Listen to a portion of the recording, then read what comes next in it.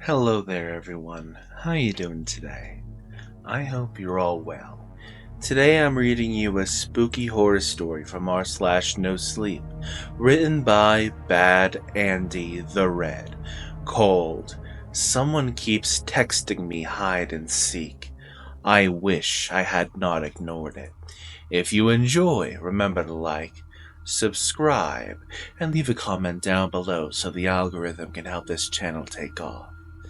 Thank you in advance. I received the first message 3 days ago. I was on my break at work and I got a text notification. It was odd. It was from an unknown number. Normally I ignored those sorts of messages. Spammers and the like usually showed up with those types of audio texts. But this one was different. It was so strange because no number showed up at all, just the message. Hide and seek. I thought someone might have the wrong number for a friend they were trying to get in touch with, to play a game apparently, so I responded. I think you have the wrong number. I'm not sure who you're trying to reach, but they're not here. I went about the rest of my workday and was just wrapping things up when I pulled my phone from the bag. I saw I had another text waiting for me. The same numbers, or lack of numbers to be more exact. It was just another blank line where a number should display, and the message, hide and seek? I was confused and slightly annoyed, so I responded again. Like I said before, I think you have the wrong number. Who is this? Who are you trying to get a hold of to play hide and seek? I waited, staring at the screen for a minute, and I was about to put it away when I got a response. You hide and seek? My patience had reached its limit, and I figured if they would not answer, then I would just block the non-existent number and hope it would work. Despite the lack of a visible number, the option on the message thread still presented itself, so I was relieved when the weird conversation vanished. I got in my car and started to drive home. I got another notification as I got on the road and used my car's text-to-speech to read it for me. It was Mike, my roommate. He was asking me to pick up more beer from the store since he had apparently finished off all we had left. I groaned at the message and the fact that I was always the one to buy it for us. It was getting old, but I needed a drink after the night I had, so I sent him a message back saying, I can this time, but if you're going to keep drinking everything we have, then you better start paying for it. I stopped by a nearby gas station close to our apartment and grabbed a case of Miller and continued home. As soon as I got back in the car, I received another text. I was getting annoyed already since I figured it was Mike complaining about being out of something else. But instead, as the text-to-speech read out the message, I knew it was something else. Seek, drink. It made sense now, and I immediately called Mike. He answered after several rings and sounded stoned. Hey man, what's up? Did you grab the beer? Yeah, I did. Are you messing with me? How are you sending those messages? When I call you, I can see your number, but not when you sent that weird text. What kind of app are you using? Also, what's the point? I'm not home yet. I can't play hide and seek, never mind that I'm not 5 years old. The seek drink thing was a bit of a giveaway for whatever weird game you're playing. There was a brief pause, and he responded, Not sure what you mean, man. I didn't send anything like that. Weird. Who wants to play hide and seek? Anyway, get old man, my buzz is fading. He hung up on me, and I was even more confused. If he had not sent the message, who did? I drove home, feeling a little on edge. When I got back inside, Mike greeted me at the door.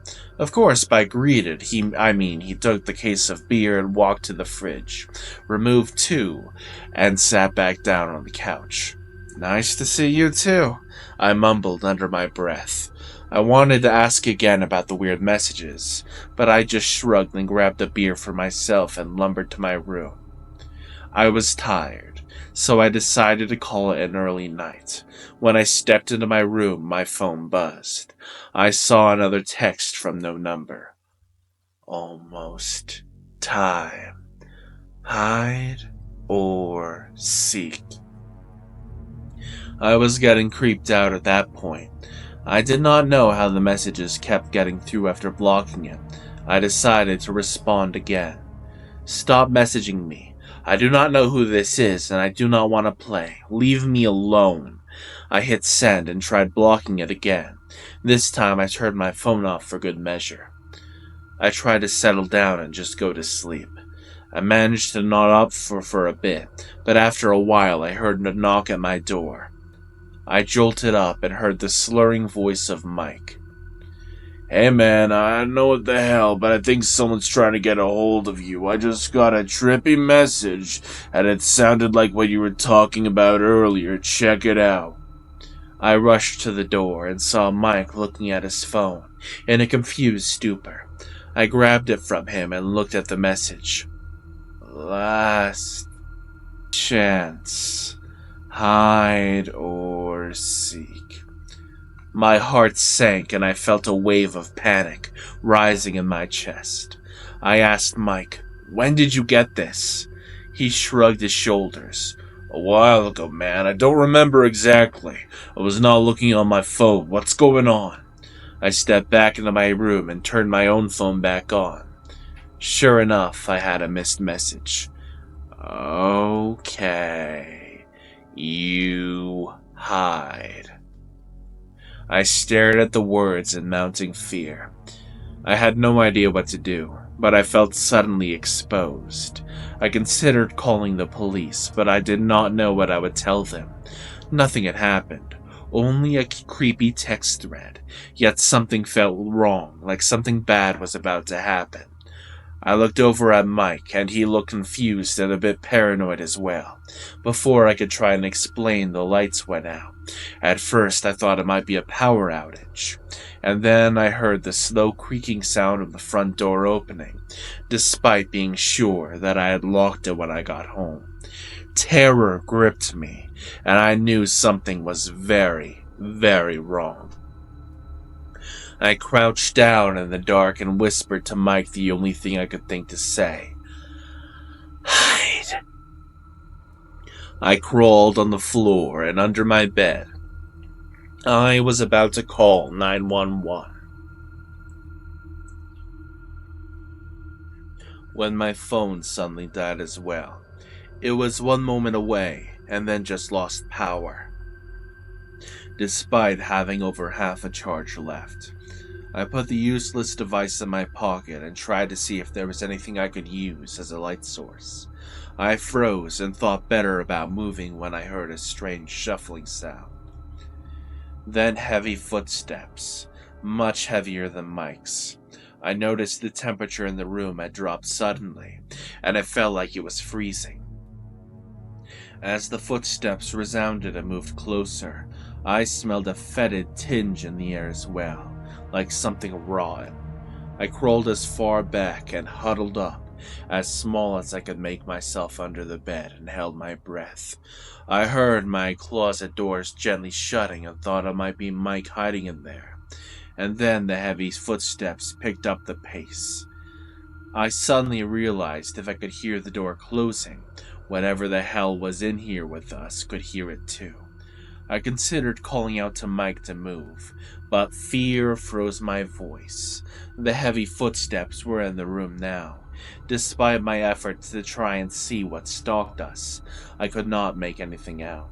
I sat there, silent and immobile, holding my breath and waiting. After several long moments, I thought we might be safe. Then I heard the door to the closet break and shatter.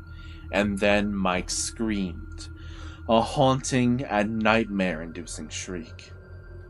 Something had found him.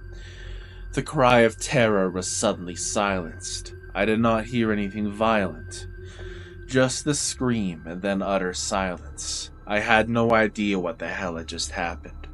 For a long while I sat there paralyzed with fear, until finally the light came back on.